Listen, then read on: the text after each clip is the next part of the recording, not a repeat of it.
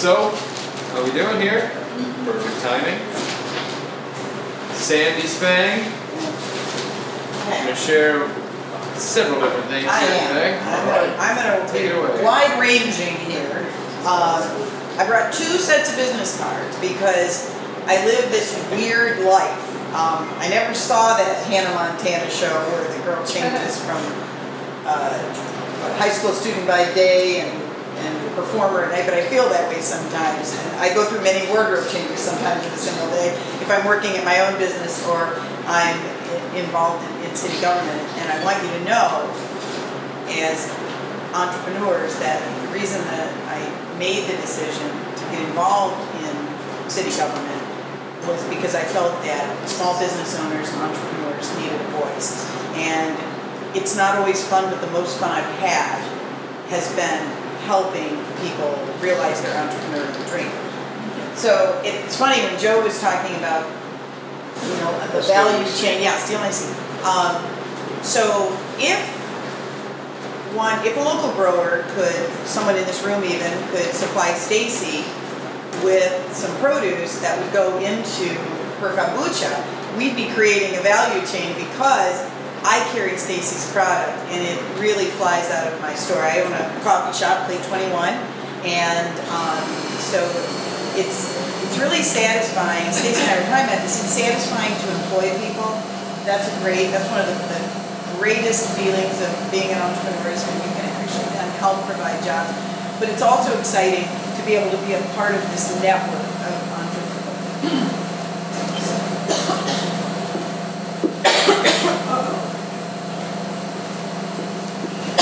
I think I need some kombucha. You got it. We have water too. No, I had the opportunity to drink kombucha. Sorry about that.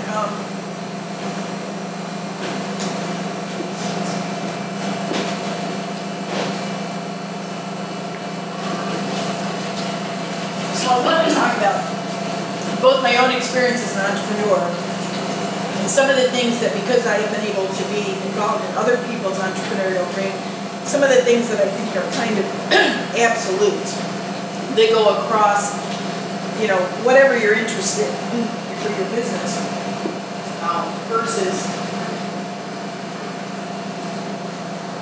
generalities about being an entrepreneur and starting a business. But I also want to talk a little bit about that interaction with the bureaucrats. And I think you heard from Stacy, she's had a pretty positive experience. And I'm going to try to help you because I can tell you that there are entrepreneurs who've had horrible experiences and entrepreneurs have wonderful experiences, and we're talking about their interactions with the same departments and the same people. So some of it is on you. And I want to try to help you understand so that you get a good start. But let me go a little all philosophical and fuzzy on you here. Because entrepreneurs are found in every segment of society. There's no barrier. It's something about us. It's something in our DNA, our makeup. It's the little kid with the lemonade stand. It's the retiree who's trying to figure out what the next step in their life is. There are no boundaries to entrepreneurship. Sometimes there are barriers, but those of us who are made that way, we're made that way. And I will say, sometimes it's that hardy-do-it-yourselfer in us that gets us in trouble. So if we can prevent that bad experience, that's important. But you know, when you were a kid, you did those connect the dots. And that's what this is like. When you look at how do I get from this chair to my dream, to actually having a functioning business. And when it starts out, it just looks like a maze of dots, doesn't it? And some of the dots, you don't even know what their names are. You know, you don't know what obstacles they are, but you just know there's all these dots. And I'll tell you where it starts. I'm going to use Stacy as an example, because when she said, you know, she had these ideas about sort of this, you know, I'm making kombucha, I'm distributing among people, you know, but it was informal, right? And then something happened, didn't it? There was that moment where you decided And you said from there it was like 3 months. See, that's when Stacy put the pencil on dot number 1. And that's what you have to do. At some point, unless you want to be like 95 years old and go, I always wanted to do this thing. If you want that to be you, then okay, but at some point, you have to put the pencil on the dot and start connecting the dots. And I can tell you, many communities don't have a clear drop-down menu for you, but Toledo certainly does. So this is going to be about going out there, and one thing is going to lead to another, and learning one thing will lead to learning another thing, and your network will grow, and it'll happen. But you got to put the pencil on the first dot. And the weirdest thing is when you make like that first phone call. Remember the first coffee supplier that I called? And I felt like such a poser. Hi, I'm opening a coffee shop. And totally the day that I actually opened it and all these people came, I was like, oh my gosh. I made this thing up and people believed it. I felt the same way. Oh yeah, like I'm real. It's the Velveteen Rabbit. You're real if they love you, right? You know that kid story, you know? You become real and you're like, oh no, now what do I do with this real thing? And I'm almost to my 7th anniversary of my shop and we're opening, doing what I thought I would. It's like after you have a baby, you're like, can I have another one? No, no.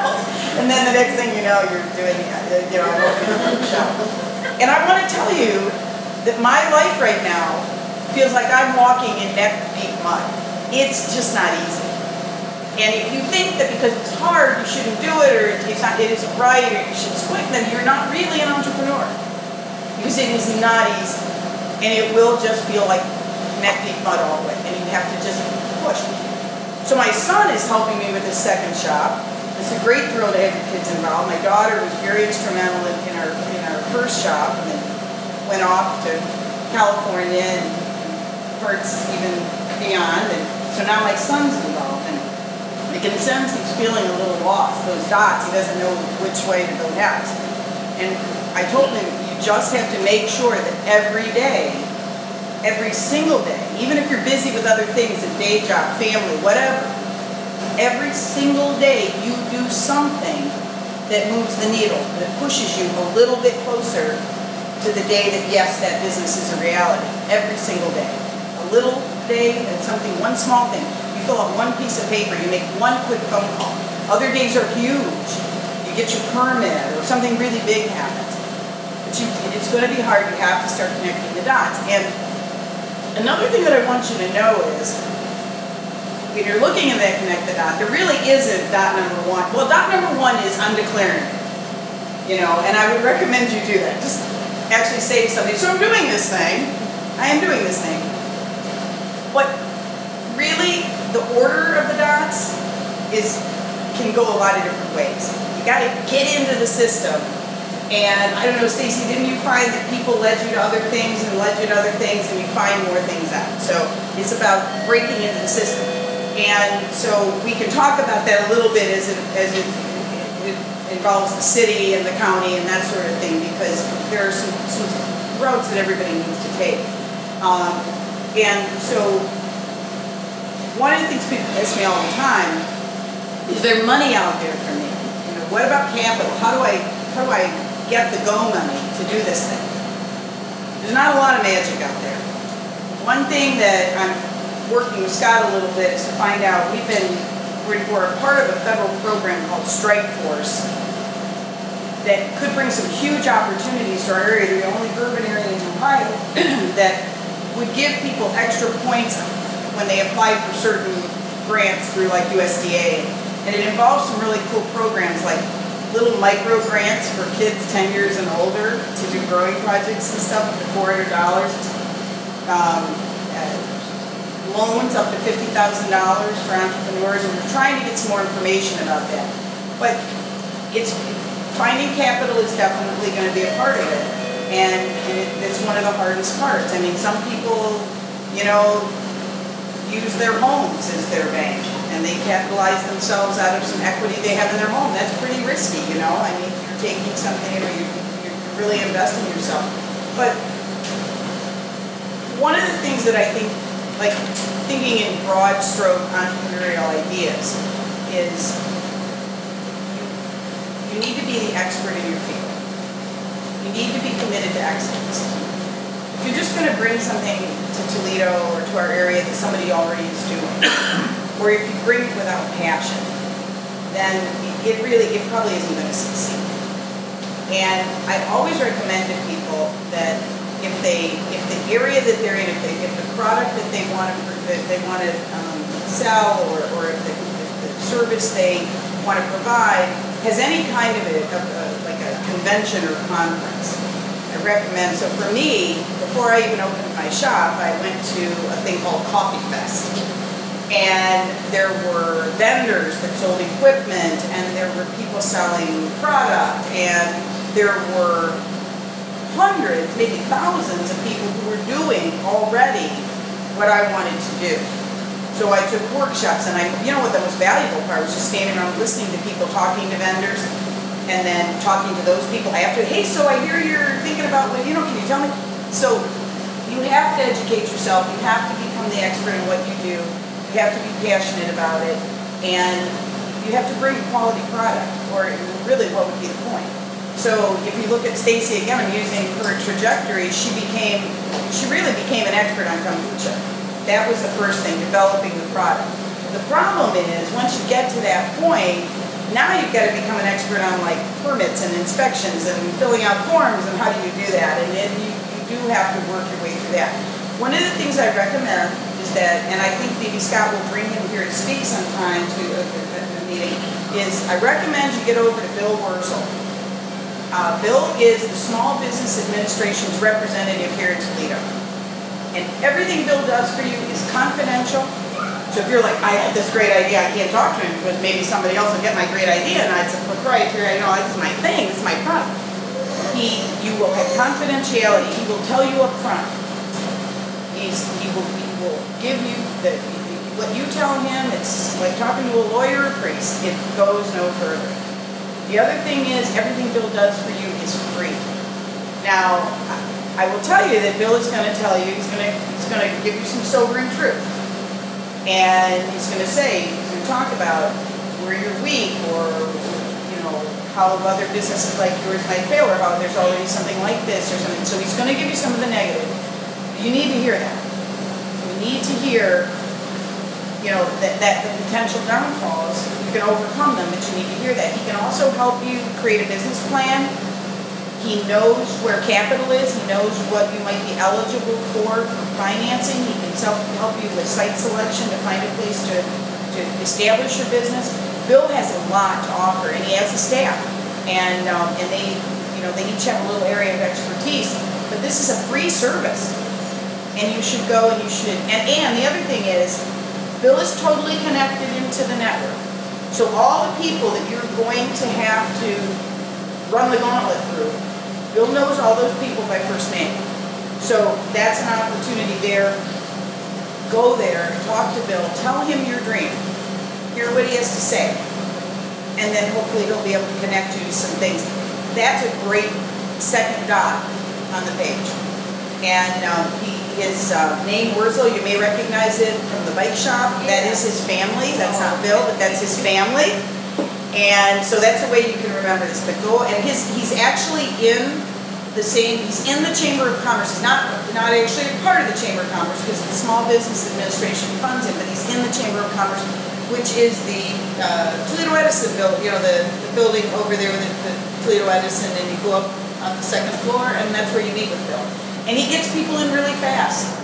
And so you can give him a call, and he'll be able to get you in for a meeting and hear what you have to say. So I really want to say that's a great place to start. If you're doing a food-related business, I think you need to call the health department. The area of the health department that you want to talk to is environmental health. And that covers food and food production and that sort of thing. Now, they may kick you up the food chain, as they did, no pun intended, but as they did with Stacy, because it may be a Department of Agriculture thing, it may move you up. But call over there. If you're opening a facility like this, they will come. Now, then you have to have your inspection was totally from the state. Now, that's so interesting to me. But I just had a woman named Barbara from the health department. She will do a pre-inspection. She works you through your, they just kind of made this way because it used to be that whoever was going to be your inspector was also the person you worked with as you went through the plan process. Now they've separated that. She's just dealing with the planning process. So for me, the plan process is a graph paper drawing of my kitchen to scale, and where all my equipment's going to be, where my plumbing and electrical is going to be, and making sure that it follows all the rules. And so you pay, I don't know, I think last time it was $237, and that's your plan review. And they're going to, for that price, that's not your license, it's for them to work through the plan process. They will come and walk through the space, so I just had them walk through this empty kitchen. This space was previously food service, but I had them walk through the kitchen, and we talked about, well, you know, you're going to need a hand wash sink here, 15 feet from all points of your kitchen, and you're going to need a 3-compartment sink to wash dishes, and no, you can't wash fruit or vegetables in your dishwashing sink. You can't wash. You got to have a sink for every different purpose, and they're going to talk you through that and tell you the regulations. All your lights have to be covered. These kinds of things. And they'll help you with that. So environmental health at the health department is a good place to go. Economic development with the City of Toledo. Just go on the City of Toledo website and you'll see the economic development department. And you might think, well, I am way too small. No, you're not. You know, I don't know if Joe mentioned this, but a lot of people locally involved in food talk about the Matter study. Ken Matter. Yeah. If we regionally in Northwest Ohio could increase by 15% the amount of locally produced food that we eat, it would have a $3 billion impact on our economy. And that would all be money that would be circulating amongst, like money circulates between Stacy and I and my customers, and so it would have a huge impact. So we need you to make this business happen that you have a dream of. We're a city of people that came from people who made things. Our grandparents, our parents manufactured, made things. I think that's a part of who we are. I think in Toledo, I think we have the potential to continue to make things, to grow things, and that's how we're really going to see a renaissance in our city, is through people just getting in there and doing it. So you are important to the economic development department, but don't feel, oh, I'm too small, because they will be able to connect you to other parts of this Connect the Dot that you need to talk to. So let them know that you have a business you're interested in. Starting, say you need a building. Well, now the next stop might be the land bank. I want to talk about land, because that's something that a lot of people are focused on, the idea, well, the land bank has residential lots. Maybe I can get a residential lot to do a project on. The Economic Development Department, if you start with them, may be able to direct you to a piece of formerly commercial or industrial property that would be more appropriate than trying to wedge in between a bunch of houses and doing something that doesn't look, smell, or whatever the way that your neighbors want it to. We have land. Toledo is a really rangy city. It's about 82 square miles, which even when our population was 400,000 was pretty rangy. But now we have about 285,000 people. Land is not a problem. Sometimes it's not, you know, in the condition it needs to be for what people want to do with it. But land, buildings, it can sometimes, I'm not saying cities giving away everything, but sometimes people acquire a piece of land for $100. Sometimes people get a property. Now, you have to be a qualified end user to get something like that, which means go see Bill first. Have a business plan. Be prepared. Be able to say, this is what I'm going to do with the property. This is how I'm going to use this thing if it comes into my hands. But I think calling the Economic Development Department and saying, I've been to see Bill Wurzel, and I think Bill will be able to even maybe make some of those introductions for you to the Economic Development Department, but I wouldn't feel that you're too small to at least check in with them. Another entity that you're going to have to be connected to if you're going to build anything is going to be our Plan Commission department and our inspection department. And so the Plan Commission is sort of the keeper of the zoning rules. And the inspection department, again, people say, why can't the city just let us be and let us do this thing? Why do they? Well, the thing is, they're actually enforcing Ohio building code. Now, they're also enforcing our local zoning laws and our local regulations, but if the Ohio building code addresses it, we can't. They have supremacy over us. So we've had a lot of conversations about hoop houses, and I think we're coming to a place of understanding. We have a nice, nifty little sheet that you can access on the City of Toledo website. I think it's under Department of Neighborhoods has it listed. Is that where? Yeah, I can post it. Did I give everyone copies of that, or did I imagine that happening?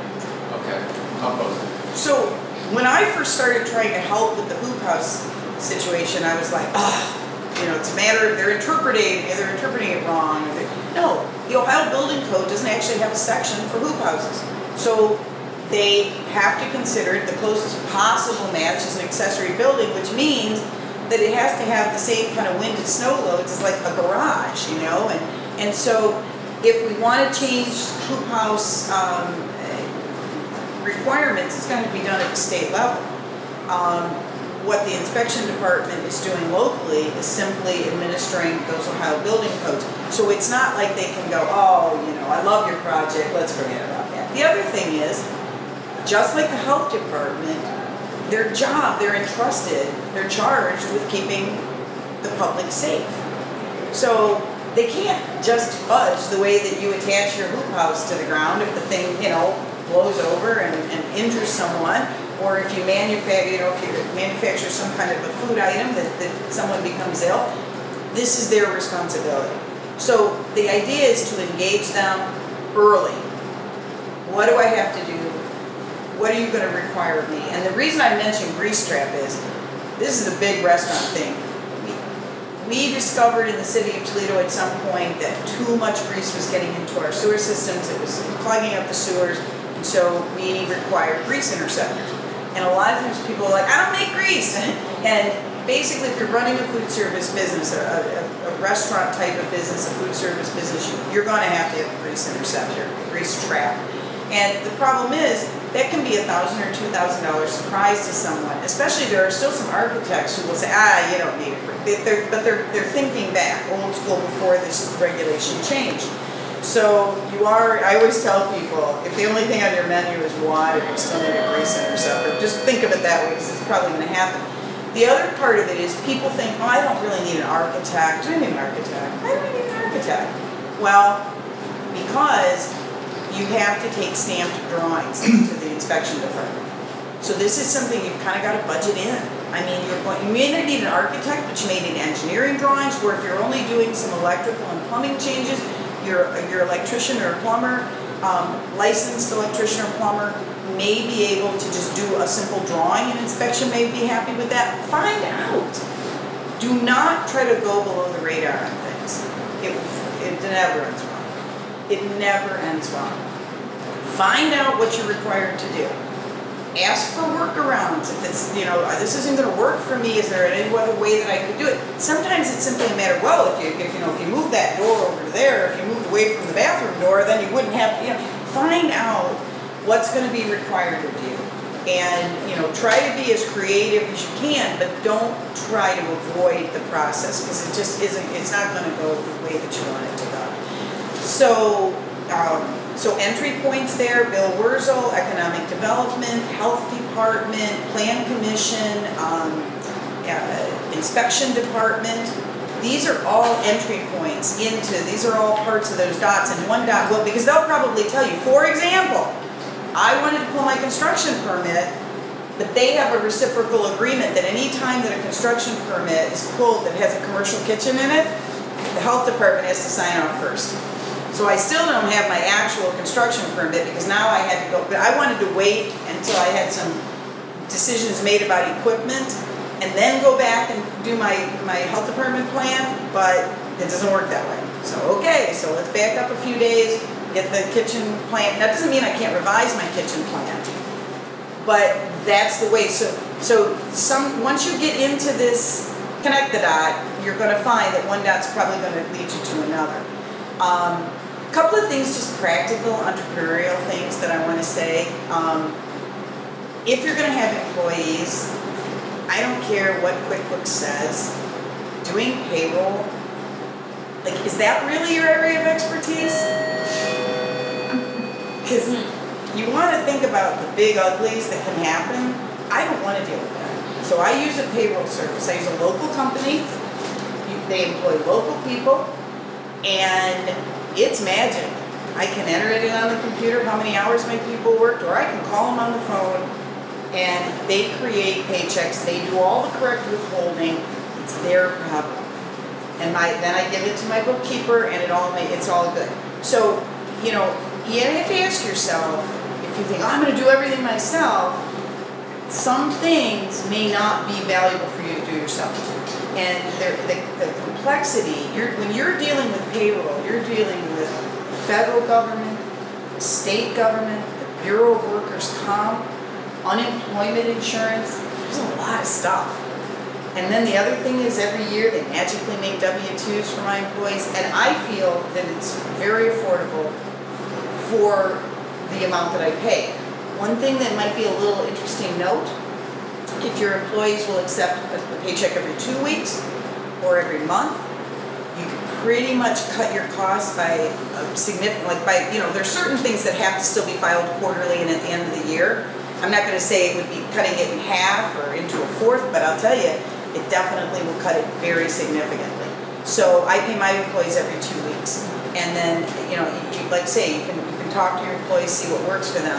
But doing it every week can be, it's time consuming too, I'd rather just do it every 2 weeks. The other thing is accounting. Again, look for the points where big ugly things can happen to you. Trying to do your own taxes as a small business, pretty tough, pretty tough.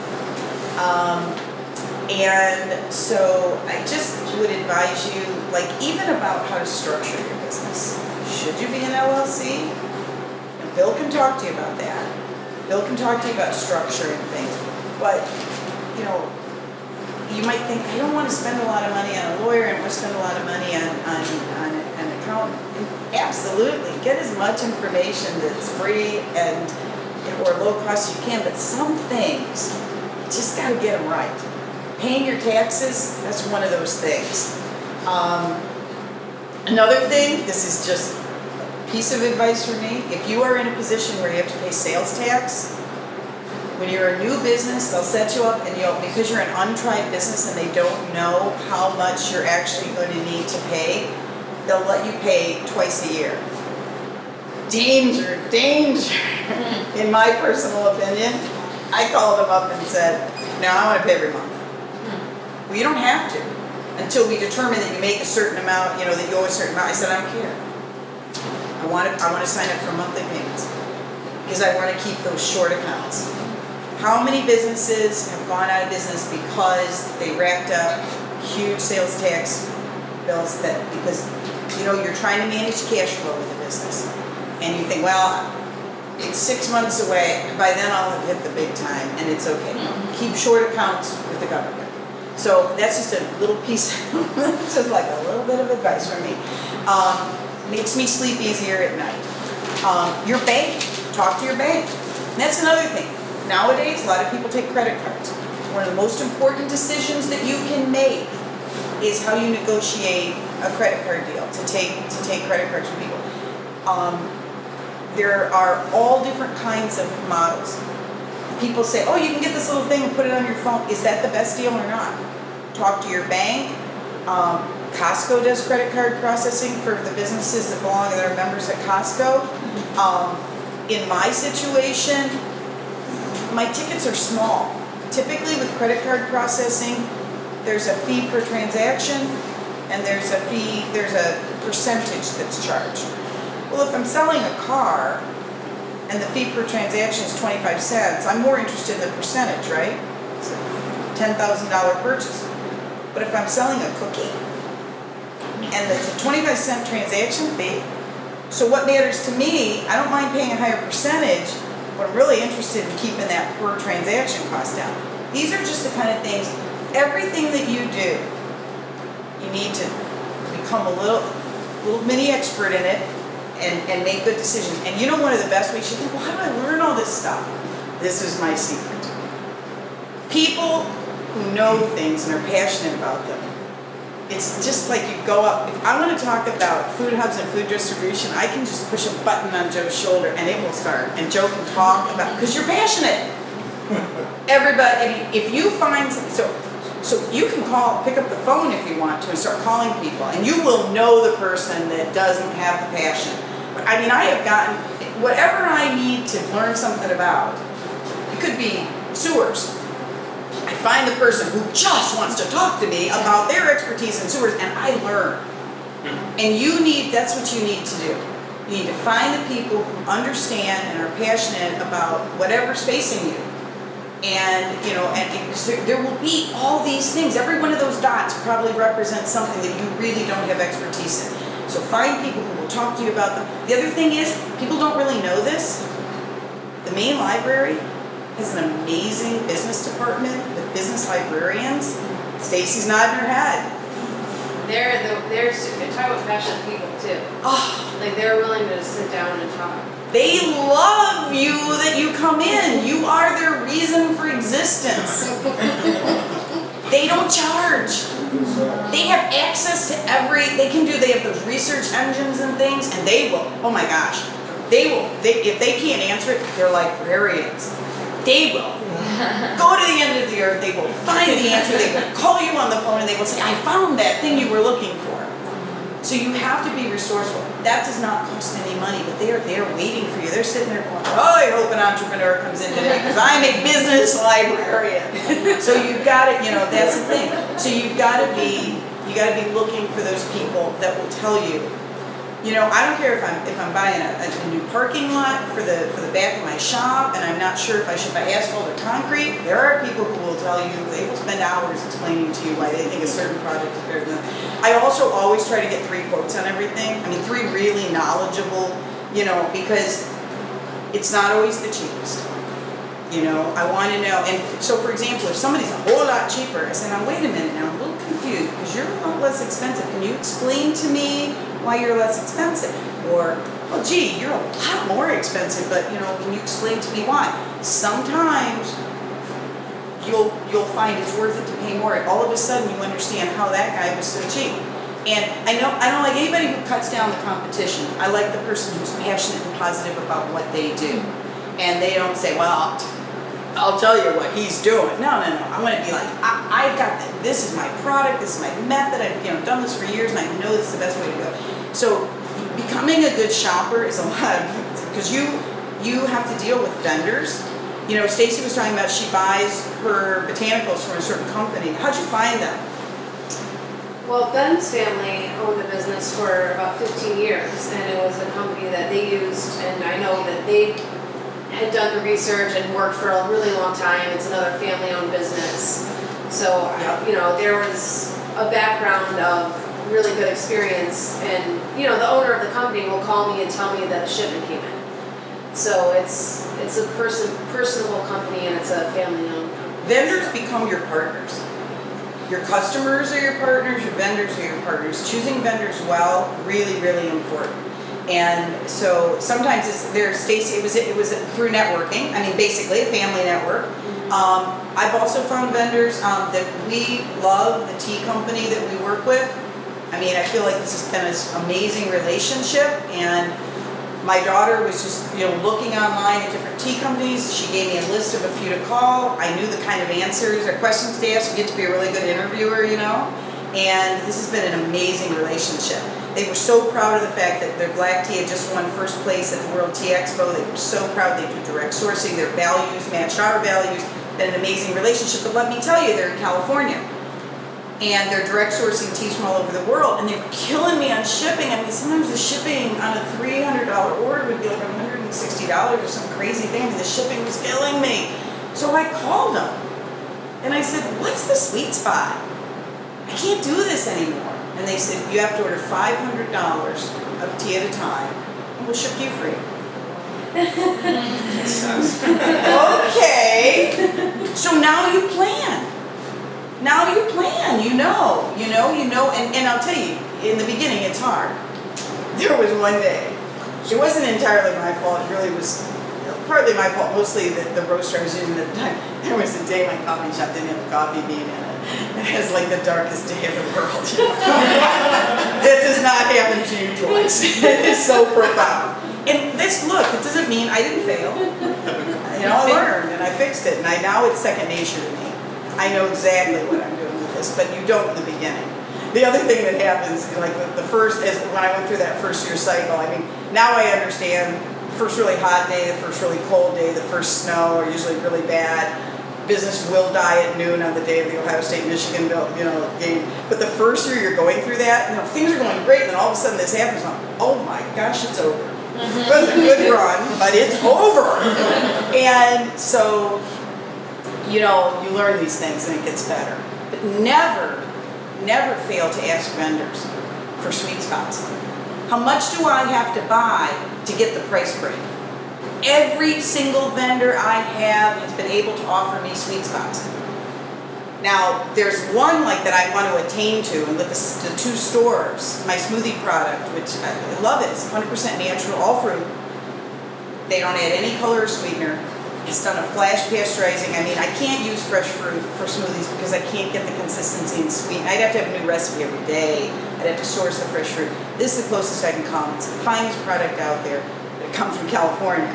And so again, we had to find sweet spots on shipping. But now they're telling me, well, if you can buy a pallet of this, a pallet seemed initially like that will never happen.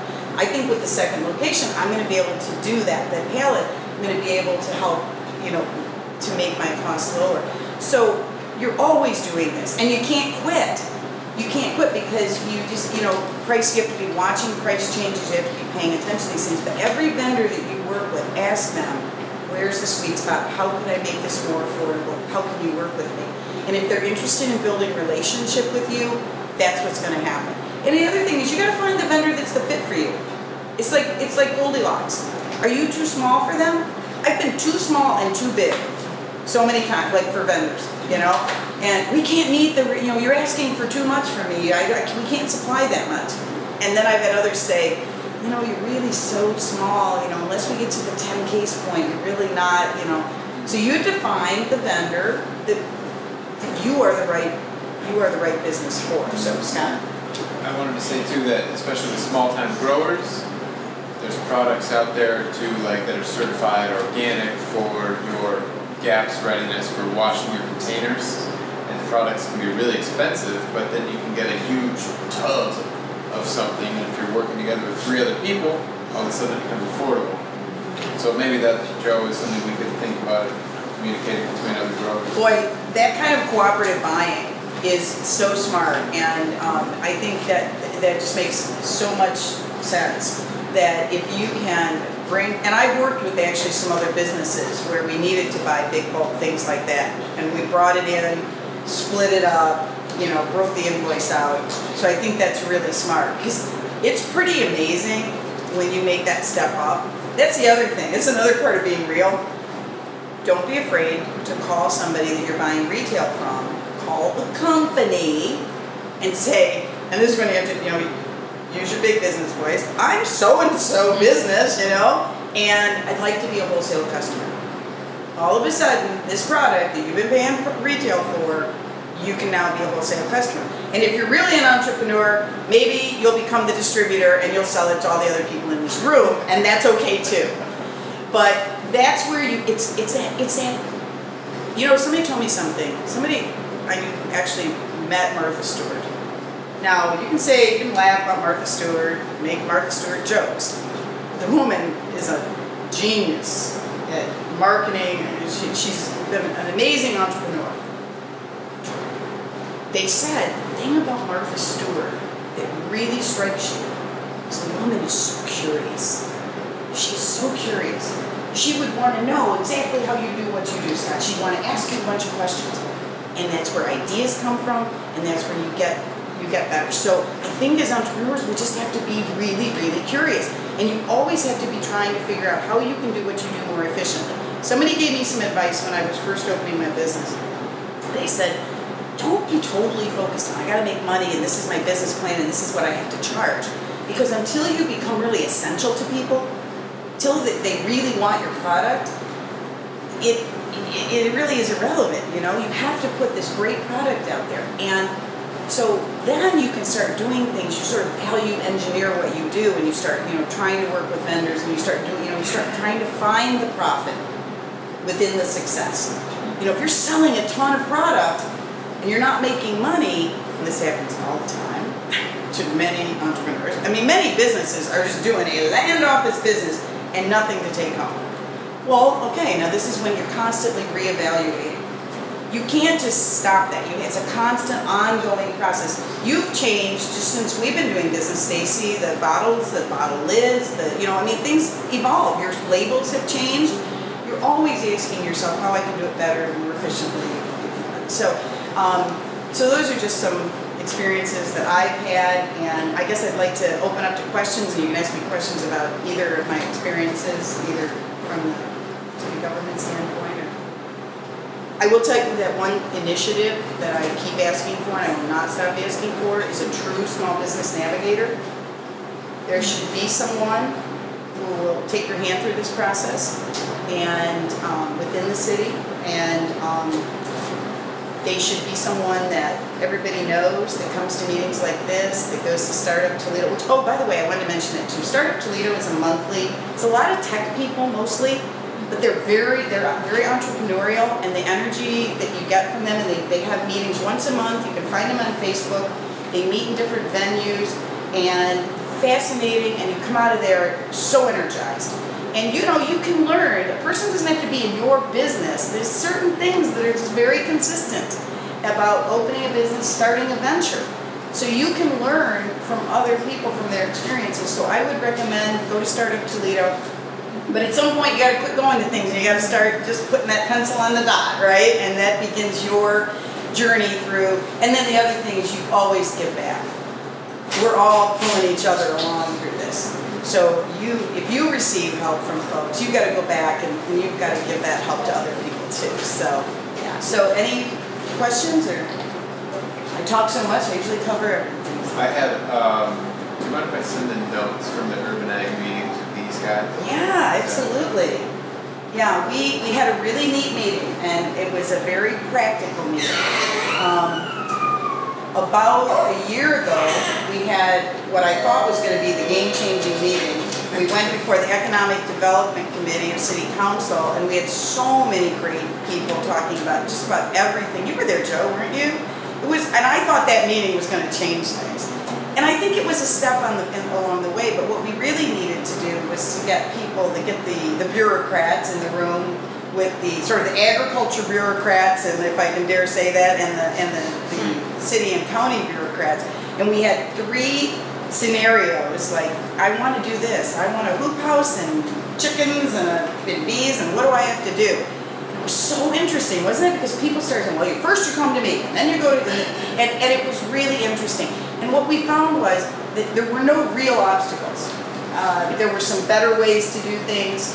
For example, one of the scenarios was using residential property, and we sort of went off into a discussion of the fact that it would be a whole lot better if you went to the Economic Development Department, and we have formerly industrial and commercial property that we'd like to see repurposed. It used to be every neighborhood had industrial and commercial development. I mean, Dad could take his lunchbox, right, and walk to work. Neighborhoods don't have that anymore, and in many neighborhoods that land will never be used that way again. It is available, it is prime for urban agriculture. And I would go so far as to say that it's going to be less problematic and more appropriate, and you're not going to fight the fights you're going to have if you try to use residential property. So that's where going to the Economic Development Department, yeah, okay, so there we go. But nobody's been saying this, and so I'm trying to say it, because we do have that land available. And so I think it's great. That information needs to get out into the hands of people that can use it, so absolutely, get that out to everybody. So, Good? You guys have been amazing. Oh, yes. Where's your second location? I know 21. Yeah, I am going into the Ohio building at the corner of Superior and Madison, and it's twice as big, and so it has, you know, I'm scared to death, which I think is appropriate. I saw an episode of Shark Tank. I think we all like that, right? I mean, entrepreneurs like that show. And a woman came out and she was like all confidence. I am going to be huge and you should give me money. And none of them gave her any money. And she walked away and they knew exactly why they didn't give her money. The woman has no fear. And they talked about the fact that when you're an entrepreneur, you're always walking this balance between, you know, great hopefulness and total fear. So if you think that because you're feeling, I mean, it is terrifying. It is terrifying to jump, it's a cliff. And you are going to just fling yourself off of it. So, so you should feel a little bit of fear. But so this is new for me because it's larger. It's a new, you know, I don't understand, like, I don't know how the flow will go during the day. I'm going to have to be, it's going to be dynamic. I'm going to have to be prepared to see, you know, like staffing. I know exactly how to staff my current location. I know, you know, in the morning we have the go to work crowd, then people have meetings, then you have the lunch rush, then you can wash the dishes, then we have the after school, we call that the smoothie rush, then the medical students arrive, and then you start the cleanup. I know that, and I know how to staff it. But what's a new location going to look like? So there's a little bit of fear, and I'm feeling it right now while walking through Neck-High Lunch. So yeah. So I do want to be available to you, though. If you are finding the process difficult, you know, sometimes things do get bogged down, and we've had meetings where we've had like economic development, inspection. And I will be there with my legislative aide who really knows the ropes of how to get around. And all of a sudden, the conversation changes because everybody's got a little different point of view. You know, inspection wants to make sure the rules are followed, but economic development really wants to see a new business get started in Toledo, so there's a little bit of it. And actually, we did move the inspection department under the umbrella of economic development. But we can bring people together, and sometimes we can sort through the problems that have occurred. So I do have my cards up here, I have my council cards, I have my personal business cards, and I really want to be available to you if I can to help you out. Great.